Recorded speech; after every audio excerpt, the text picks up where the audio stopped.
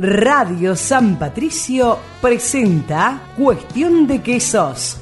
Conduce la médica veterinaria Ana Niño. Cuestión de Quesos. Un gusto saludarles desde aquí de Ecuador, de la zona central de la serranía ecuatoriana. La provincia del Tungurahua está ubicada prácticamente en el centro del país, a una altura más o menos de unos 2.800, 3.000 metros de altura, en donde pues se desarrolla bastante la producción lechera. Clima frío, templado. Hay regiones también que son como valles en donde pues la temperatura también es un poquito más agradable. Tengo un pequeño emprendimiento de producir, de tratar de llegar a los consumidores, pues me ha impulsado un poquito para poder tener un pequeño emprendimiento que me sirve como para poder desarrollar a esta zona. La cultura de los quesos en Ecuador pues es muy amplia. Prácticamente viene desde épocas muy tempranas, se puede decir, la época incaica. Se trataba de desarrollar la producción quesera, especialmente por los sabores y las formas de realizarlo, la forma de producir. Entonces, básicamente, un queso ancestral, un queso tradicional, siempre se ha mantenido en características de sabores. Sabores porque el principio tecnológico siempre va a ser el mismo en una quesera pequeña que en una fábrica grande. Lo interesante es que el consumidor pues reciba un producto típico y tradicional. Por ejemplo, antes los abuelitos, los bisabuelitos producían un queso muy típico y preparaban unas empanadas, se pueden decir, aquí les llamamos tortillas de maíz rellenas de queso, pero este queso tenía un sabor especial, tenía un sabor diferente. Yo me he basado en ese tipo de consumidor, porque hay muchos lugares tradicionales que preparan este tipo de comida, platos típicos, en donde le utilizan este tipo de queso. ¿Cómo se hace? ¿Qué es lo característico, lo ancestral que tiene, que a vos te ha llamado la atención y te has quedado en él? Lo típico es el sabor a maduro. Es un quesito maduro. Obviamente la gente lo producía, lo guardaba y obviamente con el tiempo eso se pudo plasmar en la tradición de la gastronomía. Esas cosas ya se estaban perdiendo y prácticamente aquí ese tipo de queso, pues un queso maduro, lo estaban vendiendo con los residuos de lo que muchas empresas grandes no podían distribuir.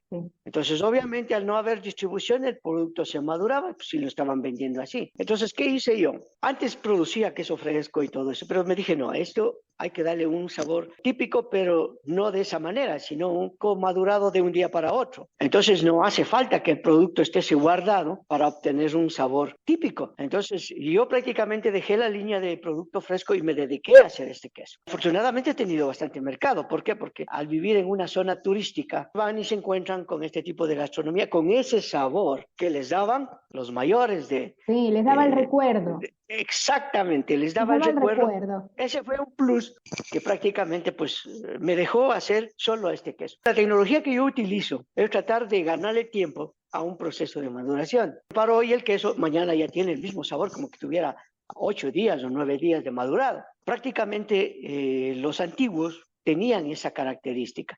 Y obviamente, pues ellos, como no sabían tecnología, preparaban, guardaban, preparaban sus platos típicos. Prácticamente viene siendo reubicar o recoger lo que ya no se hace, sin ningún tipo de tecnología. Entonces, lo importante es acceder o averiguar qué es lo que los mayores hacían. Es un mercado que con el tiempo se perdió, pero que es importante volverlo a recoger. ¿Por qué? Porque las generaciones van cambiando exactamente. Exactamente. En algún momento leí que en los antepasados hacían allí en Ecuador, por la diversidad también de recursos que tienen ustedes, envolvían los quesos, eran unas hojas de algunas plantas especiales y se volvían colorados la parte de afuera de los quesos. ¿Te recuerda algo de esto que te estoy comentando? Bueno, sí, prácticamente la cultura boliviana es parecida a la nuestra. Es parecida por muchas circunstancias históricas, se pueden decir. Entonces nosotros aquí tenemos una variedad de queso que le llaman el queso de hoja. Muy típico, muy tradicional en la zona de aquí de la serranía, en donde pues el queso prácticamente es un queso mozzarella preparado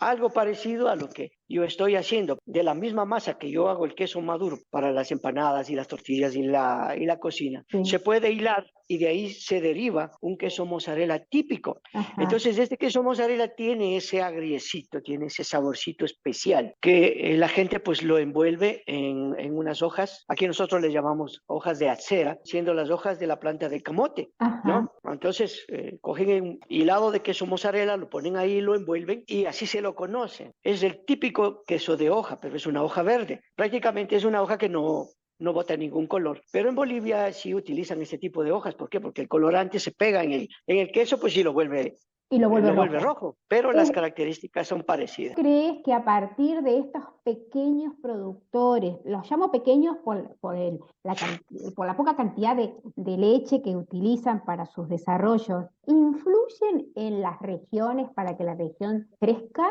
¿Qué te parece? Aquí en Ecuador se desarrolló en los años de 1985, 1990, 95, porque yo también fui parte del proyecto de desarrollo de las queserías rurales en el Sí. Ecuador.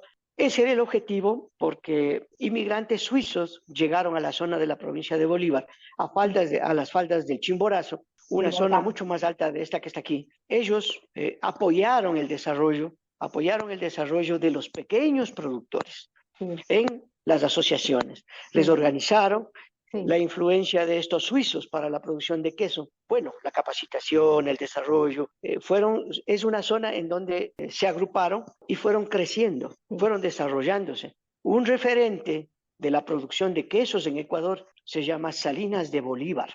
Esa es la zona en donde se pudo desarrollar una tecnología suiza, Ajá. en donde se produce queso gruyere, en donde se produce queso andino, queso gouda, queso dambo, queso tilsi. Es una zona que también tiene ese tipo de referencia. Entonces, obviamente la organización, la influencia también ayudan, pero toma en consideración que es cultura que vino de afuera, aprovechar la asociatividad que se tiene con la gente y bueno, eso se desarrolló muy bien y ahora prácticamente es un referente nacional aquí en el Ecuador la producción de ese tipo de producto. Pero de ese tipo de producto de origen extranjero. La cultura de la gente que está sentada tuvo influencia, ¿no? Sí. Pero lo que nosotros al menos, yo pienso y considero que lo que debemos desarrollar nosotros es lo típico, lo propio de un Claro. territorio, Exacto. ¿no? Entonces, esa es la investigación que uno debe hacer, Sí. averiguar, investigar y tratar de llegar a lo que hubo antes, que Exacto. con sabores y todo eso siguen siendo referentes, ¿no? Obviamente dicen, en otros países dirán, no, eso ya está pasado. Son tiempos antiguos, pero los sabores son únicos. Eso es lo importante. Exactamente. El sabor es Totalmente. único y eso es lo que le gusta a la gente. Claro. Como consumidor. Reflotar lo nuestro, lo que nos pertenece, lo que nos identifica, es muy importante para el crecimiento de un país, porque si solo tenemos Claro. referencia de lo extranjero, y bueno, poco a poco se va perdiendo nuestra identidad territorial, nuestro Así es. patrimonio cultural.